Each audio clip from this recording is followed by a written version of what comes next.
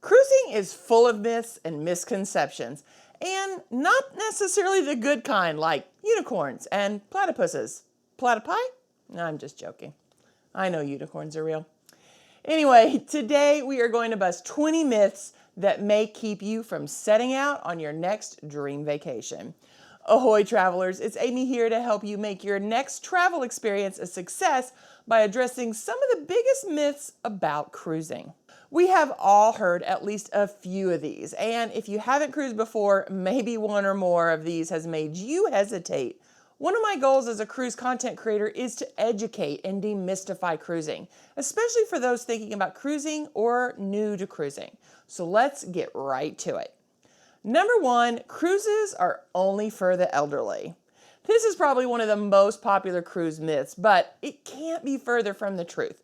Cruises cater to a diverse range of age groups, and many cruise lines offer activities and amenities for families, young adults, and various interests. Do your research and find the right cruise line for you and your family. Number two, cruises are always expensive. While luxury cruises can be costly, there are budget-friendly options available, especially if you book during promotions and sail during off-peak times. Cruising can be one of the most affordable vacations. With the right cruise at the right time of year, you can easily vacation for around $100 a day. This is probably the thing that stopped me from cruising the longest. And it was because I didn't understand how affordable cruising could be, especially if you book far enough out that you can have all those payments broken up and you're just paying maybe $100, $200 a month. Number three, you'll get seasick. Modern cruise ships are large and equipped with stabilizers to minimize motion. Many people won't experience seasickness unless sailing into a storm, which is rare as ship captains do their best to steer around storms. If you do suffer from motion sickness, choose a cabin on a lower deck in a central location where there's less motion. There are also various remedies available that you can pack to be prepared just in case. Number four, you'll gain weight on a cruise. While there is no shortage of delicious food available, cruise ships also offer healthy dining options, and passengers can stay active with onboard fitness facilities and activities. There's a lot of walking on a cruise ship, and if you take the stairs as much as possible, you can easily burn off all those extra calories, even without having to spend any time in the gym. Number five, cruises are boring. I've always liked the old saying that if you're bored, you're a boring person, which has some truth to it.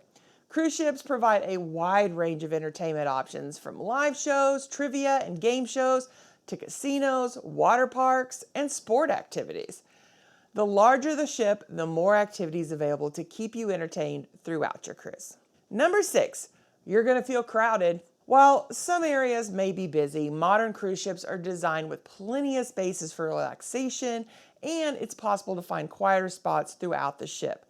While some cruises can be crowded during peak seasons, others are less busy, providing a more serene experience.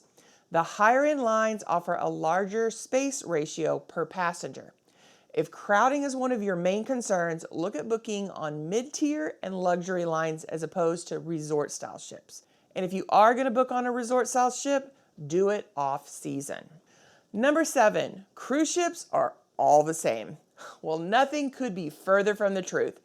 Not only do different cruise lines offer unique experiences, amenities, and atmospheres, but you're going to often find a lot of difference from one ship to another within those lines. Do your research to find the one that suits your preferences. Number eight, you can't explore ports on your own. While shore excursions are convenient, whether booked through the cruise line or independently, they're not required. If you prefer, you can explore ports independently, and some ports lend themselves more to that than others. Be sure to do your research on what is available to do at port and how easy it will be to explore on your own. Be sure to keep track of when the ship leaves port though, so you don't miss your ship and get left behind. Number nine, you need to dress up every night. The age of cruise liners like the Titanic are long gone. In fact, there's only one cruise liner left sailing the sea.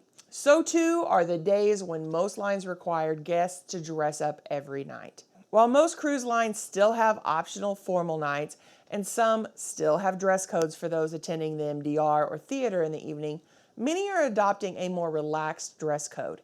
Even those who maintain a dress code often no longer enforce it.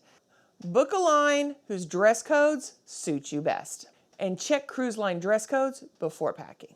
Number 10, cruise ship food is low quality. Cruise ships often have highly trained chefs, and many offer a variety of dining options, including specialty restaurants with gourmet cuisine. One new trend in cruising is for lines to hire celebrity chefs to design specialty restaurants specific for their brand and even create menu items to be served in the main dining room. If you're looking for gourmet foods, spring for specialty dining or book yourself on a higher-end cruise line where more attention is given to dining. Some lines are known for this more than others. Number 11, cruises are always all-inclusive. While cruises may include accommodations, meals, and evening entertainment, not everything is covered. Be aware of extra charges for certain services and amenities like specialty dining, bar service, spa service, things like that.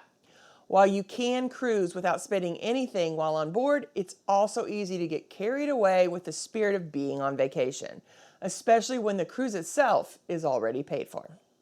Number 12, cruises are only for relaxing. While cruising is known for relaxation, many ships offer a variety of activities for those seeking adventure or an active vacation. Not only can you find dance classes, gyms, jogging courses, many ships also have athletic centers where passengers can play basketball, pickleball, go rock climbing, and more.